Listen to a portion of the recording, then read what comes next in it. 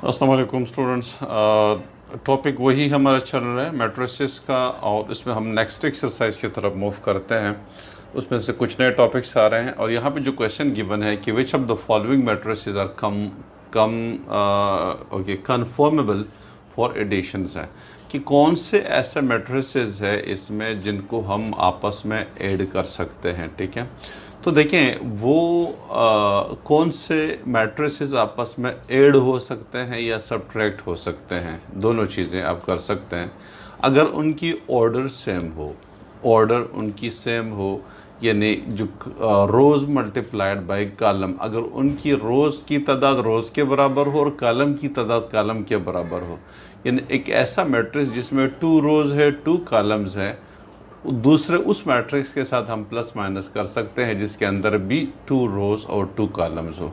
तो अगर ए के लिए हम ढूंढ ले तो ए के साथ हम ई ऐड कर सकते हैं, ए और ई, क्योंकि ए में 2 रोज़ है एंड 2 कॉलम्स है, तो इन दोनों को हम आपस में ऐड कर सकते हैं। ई के अंदर भी 2 रोज़ है और 2 कॉलम्स है, तो ए और ई हम आपस में ऐड कर सकते हैं। इस तरह से बी और डी को हम ऐड कर सकते हैं, क्योंकि बी के अंदर 2 रोज़ है 1 कॉलम और इसके अंदर भी 2 रोज़ है। 2 + 1 एक्चुअली इससे 3 आ जाएगा। ठीक है, ये 2 + 1 है तो ये 3 हो जाएगा। ठीक है, तो ये 3 है एक्चुअली। तो कितने रोज़ हैं? 2 रोज़ हैं और 1 कॉलम है, तो बी और डी को हम ऐड कर सकते हैं। इस तरह से सी और एफ़ को हम आपस में ऐड कर सकते हैं, क्योंकि सी के अंदर 3 रोज़ हैं और 2 कॉलम है, इधर भी 3 रोज़ हैं और 2 कॉलम है। ये 3 है, ये 2 है, ये 1 + 1 2 हो जाएगा, ये -4, ये 3 + 2 5 हो जाएगा और ये 2 + 1 3 हो जाएगा। तो इसमें 3 रोज़ हैं और 2 कॉलम, 3 रोज़ और 2 कॉलम, तो सी और एफ़ को हम ऐड कर सकते हैं। यानी ये हमने सिर्फ इस क्वेश्चन के अंदर ये बताना था कि हम कौन से मैट्रिसेस आपस में ऐड या सब्ट्रैक्ट कर सकते हैं। तो यहाँ पे तो सिर्फ ऐड का पूछा हुआ था फॉर एडिशन का, लेकिन सब्ट्रैक्शन के लिए भी सेम रूल्स हैं कि ऑर्डर सेम होना चाहिए। अगर ऑर्डर सेम नहीं है तो फिर हम उसको आपस में सब्ट्रैक्ट या ऐड नहीं कर सकते। इस एक्सरसाइज का क्वेश्चन नंबर 2 है, find the additive inverse of the following matrices. अब एडिटिव इनवर्स क्या होता है? किसी भी मैट्रिक्स के लिए उसका जो एडिटिव इनवर्स होता है वो मैट्रिक्स होता है जब आप उनको उसके साथ ऐड करें तो उससे रिज़ल्ट 0 आ जाए। मिसाल के तौर पे ये आपके पास एक मैट्रिक्स ए है, 2 4 -2 1। ठीक है, तो इसका एडिटिव इनवर्स क्या होगा, जो कि इन्हें जब हम उस एडिटिव इनवर्स को इस ए के साथ ऐड कर देंगे तो रिज़ल्ट क्या आना चाहिए? 0 आना चाहिए। तो क्या हो सकता है? उसका नेगेटिव मैट्रिक्स हो सकता है। ठीक है, एडिटिव मैट्रिक्स जो है वो किसी भी मैट्रिक्स का नेगेटिव मैट्रिक्स होता है। मिसाल के तौर पे आपके पास ये -2 हो जाएगा, -4 और -2 -1। ये मैं आपको करके दिखा देता हूँ ताकि आपको समझ में आ जाए। ये हमारे पास मैट्रिक्स है 2 4 -2 1। अब इसका जो एडिटिव इनवर्स होगा वो मैट्रिक्स होगा जिससे हमारे पास रिज़ल्ट 0 आ जाए। जब हम ऐड कर दो तो रिज़ल्ट हमारे पास क्या है? 0 आ जाए। तो वो क्या होना चाहिए? -2 होना चाहिए, -4, और ये -2 है तो +2 और 1, यानी इसका नेगेटिव मैट्रिक्स। ठीक है, अगर मैं उसको एडिटिव इनवर्स मेरे पास आ जाएगा, -a आ जाएगा। ठीक है, एडिटिव इनवर्स क्या आएगा? -a इज इक्वल टू, बल्कि मैं अगर इसको यहाँ पे मेंशन कर दूँ, एडिटिव इनवर्स हो जाएगा -a हो जाएगा, इज इक्वल टू, मैं माइनस लगा दूँ और ये एक मैट्रिक्स मेरे पास, ये 2, ये 4, ये -2, ये 1। ठीक है, तो अब माइनस से मल्टीप्लाई कीजिएगा तो -2 हो जाएगा, -4 हो जाएगा, +2 हो जाएगा और -1 आ जाएगा। अब आप इन दोनों को जब ऐड करेंगे, वैसे ये आपका आंसर आ गया, एडिटिव इनवर्स आपके पास आ गया। लेकिन सिर्फ ये प्रूफ करने के लिए कि इससे रिजल्ट 0 आ जाए, अब इन दोनों को जब मैं ऐड करूँगा तो ये a + -a जो कि एडिटिव इनवर्स है, इनको ऐड कीजिएगा। ये 2 4 -2 और 1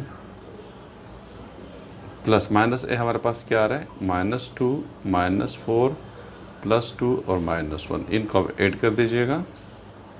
तो ये 2 प्लस माइनस माइनस 2 हो जाएगा, 4 प्लस माइनस माइनस 4 हो जाएगा, -2 प्लस प्लस प्लस 2 हो जाएगा, और 1 प्लस माइनस -1 हो जाएगा। इससे रिजल्ट मेरे पास ये 0 हो जाएगा, ये 0 हो जाएगा, और ये 0, ये 0। एक नल मैट्रिक्स मेरे पास 0 आ रहा है, ठीक है। तो ये मैट्रिक्स इस A का एडिटिव इन्वर्स कहलाएगा। जब इस मैट्रिक्स को आप A के साथ ऐड करेंगे तो रिजल्ट एक नल मैट्रिक्स आता है।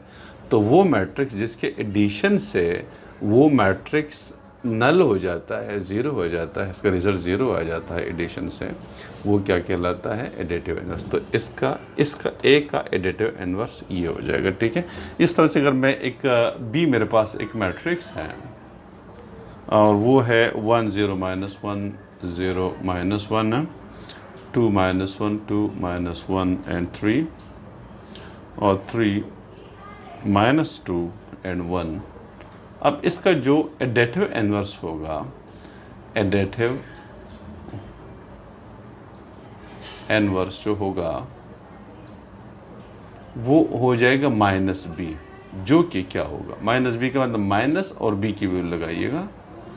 तो ये 1 0 -1 2 -1 एंड 3 -2 एंड 1। जब आप इसको इस साइन से मल्टीप्लाई कर देंगे तो ये -1, ये 0, ये +1 हो जाएगा, माइनस माइनस +1, ये -2 माइनस माइनस +1 -3, और ये -3 माइनस माइनस +2 और -1। तो अब इस B का एडिटिव इन्वर्स ही आ जाएगा। जब मैं इसको इसके साथ ऐड कर दूंगा तो रिजल्ट मेरे पास 0 आ जाएगा। तो इसको हम कहते हैं एडिटिव इन्वर्स, ठीक है। ये क्वेश्चन नंबर 3 है। वो कहते हैं कि if A is equal to this one, B is equal to this one, C is equal to this one, D is equal to this one, तो क्या कह रहे हैं कि आप 2A निकाले, -1B निकाले, -2C निकाले, और पार्ट 4 जो है वो आप 3D निकाल दीजिएगा। ये क्वेश्चन है, इसको सॉल्व करना है। इसमें हम एक चीज़ की निशानदही कर रहे हैं कि एक हमारे पास रूल्स होता है कि आप किसी मैट्रिक्स को अगर किसी रियल नंबर से मल्टीप्लाई करते हैं तो रिजल्ट में क्या आता है, ठीक है। तो यानी किसी मैट्रिक्स को रियल नंबर से मल्टीप्लाई करना। तो ये देखिए यहाँ पे ये 2A है, पार्ट 1 को हम सॉल्व कर रहे हैं। 2A का मतलब क्या होगा? 2 और A मैट्रिक्स डाल दीजिए। तो ये -1 2 2 एंड 1। देखिए A की जगह ये मैट्रिक्स A की वैल्यू मैंने डाल दी। तो अब आप मल्टीप्लाई कीजिएगा, 2 1 ज़ा 2 यानी -2, 2 2 ज़ा 4 हो जाएगा, 2 2 ज़ा 4 हो जाएगा, 2 1 ज़ा 2। यानी किसी भी मैट्रिक्स को किसी नंबर से मल्टीप्लाई करेंगे तो सीधा सीधा वो नंबर तमाम एंट्रीज के साथ मल्टीप्लाई होगा। -1 के साथ 2 मल्टीप्लाई हो जाएगा, 2 के साथ मल्टीप्लाई हो जाएगा, 2 इस 2 के साथ भी, 2 इस 1। जितनी एंट्रीज़ होंगी वो 4 हो या 6 हो या जितने भी एंट्रीज़ हैं सबके साथ मल्टीप्लाई होगा। अगर आप पार्ट 2 को देख लें, पार्ट 2 जो हमारे पास है -1B, यानी इस B को हम -1 से मल्टीप्लाई करते हैं, और B हमारे पास क्या है? 1 एंड -1, ये हमारे पास B है। तो मल्टीप्लाई कीजिएगा, माइनस प्लस माइनस 1 1 ज़ा 1 हो जाएगा, माइनस माइनस प्लस 1 1 ज़ा 1। तो ये हमारे पास इसका आंसर आ गया। बिल्कुल सिंपल, कोई मुश्किल चीज़ नहीं है, ठीक है।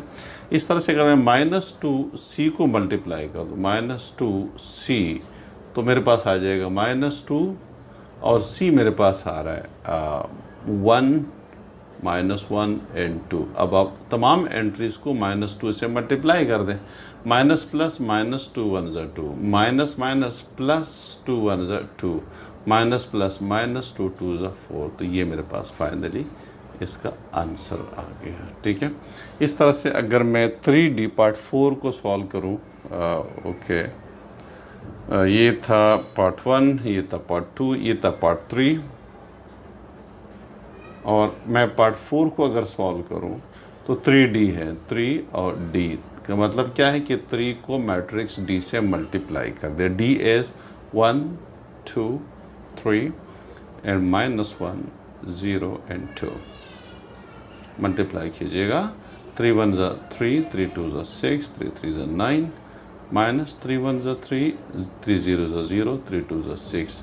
तो अब हमने इसको अंडरस्टैंड कर लिया कि किसी रियल नंबर को जब हम किसी मैट्रिक्स से मल्टीप्लाई करते हैं तो रिज़ल्ट क्या आता है। तो जब किसी रियल नंबर को हम मैट्रिक्स से मल्टीप्लाई करते हैं तो वो रियल नंबर मैट्रिक्स के तमाम एंट्रीज के साथ मल्टीप्लाई हो जाता है, ठीक है।